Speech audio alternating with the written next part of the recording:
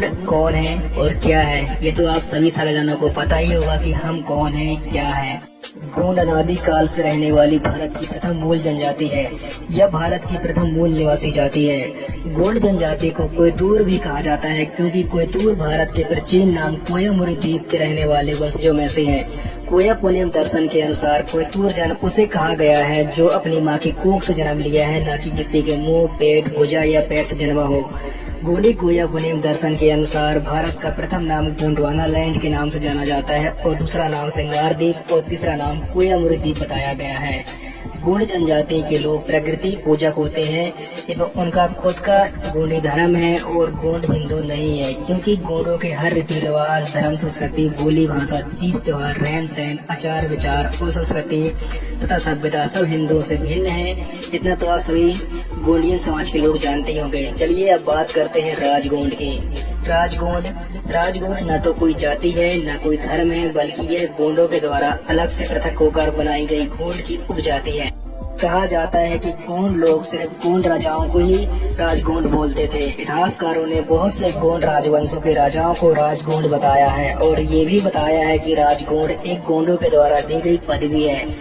गोंडी इतिहासकार डॉक्टर सुरेश मिश्र ने बताया है कि गोंड लोग राजगोंड उसे कहते थे जो पहले गोंड जनजातियों के बीच रहने वाला सरदार होता था या राजा होता था, क्योंकि वो गोंडों के बीच राजपाट चलाता था और उसी राजा या सरदार की जो कुलीन शाखा बढ़ती गई वो भी राजगोंड कहलाते गए। और बाद में वही राजा लोग दूसरे राजाओं के संपर्क में आने से बहुत से गोंड राजवंशों के राजाओं ने शैव धर्म अपना लिया और बहुतों ने हिंदू धर्म अपना लिया और अपनी गोंडी संस्कृति को छोड़ दिए। स्टीफन फुस ने गोंड राजाओं को 4 भागों में विभाजित किया है। देवगोंड या सूर्यवंशी गोंड रायपुर, रायगढ़, रतनगढ़, धमदागढ़ क्षेत्र में राज करने वाले राजाओं को कहा गया। राजगोंड चांदागढ़, आदिलाबाद क्षेत्र में राज करने वाले राजाओं को कहा गया। देवगढ़िया गोंड देवगढ़, खेरला, भोपाल क्षेत्र में राज करने वाले राजाओं को कहा गया। रामेर वंशी गोंड गढ़ा मंडला, गढ़ा के जबलपुर क्षेत्र में राज करने वाले राजाओं को कहा गया। जबकि दूसरे इतिहासकार जेकिंग्स ने गोंडों को भौगोलिक आधार पर वर्गीकरण किया है, जैसे मंडला के आसपास के मंडलहा गोंड, खटोला गोंड, सागर, दमोह, रायसेन के खटोला गोंड, चांदा के झरिया गोंड एवं देवगढ़ के देवगढ़िया गोंड कहा गया। इंपीरियल गजेटियर ने इन्हें 2 शाखाओं में विभाजित किया है। राजगोंड अर्थात कुलीन वर्ग जो गोंड लोग राजा होते गए उनके वंशजों के द्वारा पीढ़ी दर पीढ़ी। ध्रुवगोंड अर्थात सर्वसाधारण गोंड मतलब गोंड राजाओं की प्रजा।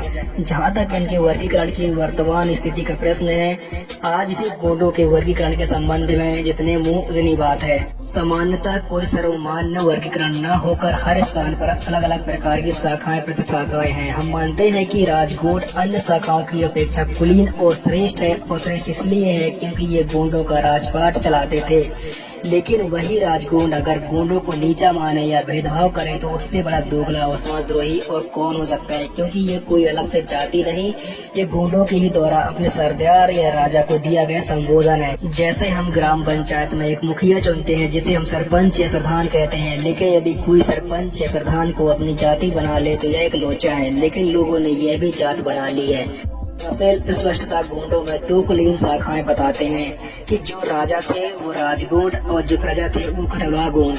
हस्तलाभ ने गोंडों की 12 शाखाओं में पहली 4 शाखाओं को बताए हैं। वे हैं राजगोंड, रघुवाल, ददवे और कटोलिया को कोयतूर अर्थात श्रेष्ठ गोंड कोयतूर बताया है। हस्तलाभ बताते हैं कि कोयतूर सभी गोंडियन शाखाओं की सर्वोच्च तथा सर्वश्रेष्ठ जाति है, क्योंकि इनका खुद का अपना गोंडी धर्म है, संस्कृति है, रीति रिवाज है और इस कोयतूर धर्म के संस्थापक पांदी पारिक पालेंगो हैं। गुस्ताव ओपर्ट भी कहते हैं कि कोयतूर की पदवी 4 वर्गों में गोंडों में लागू होती है, राजगोंड, पटाल और धोली, और कभी कभी गुलाम, मारिया या सारिया पर भी होती है।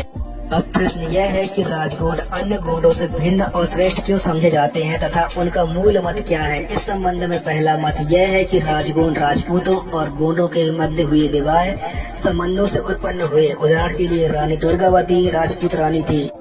इस मत के प्रबल पोषक और शीत है। कुछ अन्य विद्वानों ने भी ऐसा ही मत प्रकट किया है। दूसरा मत इससे भिन्न है। उसके अनुसार राजगोंड मूलतः गोंडी है, किंतु कुछ ऐतिहासिक या सामाजिक कारणों से वे राजगोंड कहलाए क्योंकि वो राजा थे।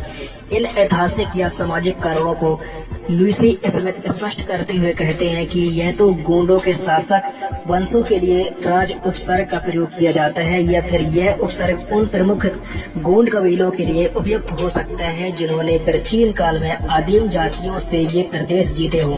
एमेडार लुईसी स्मिथ के दूसरे सुझाव से सहमति प्रकट करते हैं। इस लाभ के अनुसार शाही सत्ता प्राप्त करने के कारण उस गोंड वंश को राजगोंड कहा जाने लगा।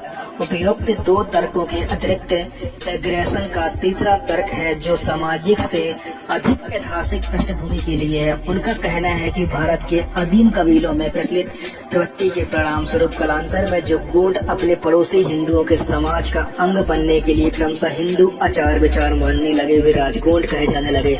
समग्र स्थिति का विश्लेषण करने से अनुमान होता है कि गोंडों की जिन शाखाओं ने अपने बाहुबल या चातुर्य से शासन शक्ति प्राप्त कर ली, उस शाखा ने हिंदू धर्म अपनाया और वही अपने आप को राजगोंड मानने लगे। आज के समय में जो गोंड लोग अपने आप को क्षत्रिय राजगोंड समझते हैं, वे अपने ही गोंड समाज को भ्रमित किए हुए हैं और अपने आप को श्रेष्ठ मानकर अपने ही लोगों से भेदभाव करते हैं। ऐसे लोग समाज की संस्कृति को खत्म कर रहे हैं और हिंदू संस्कृति अपनाए हुए हैं। सच कहा जाए तो राजगोंड गोंडों के द्वारा बनाई गई एक अलग से उपजाति है जो अपने शान शौकत के लिए बनाया गया है, अपने आप को अपनी ही जाति वालों से श्रेष्ठ और ऊंचा मानने के लिए।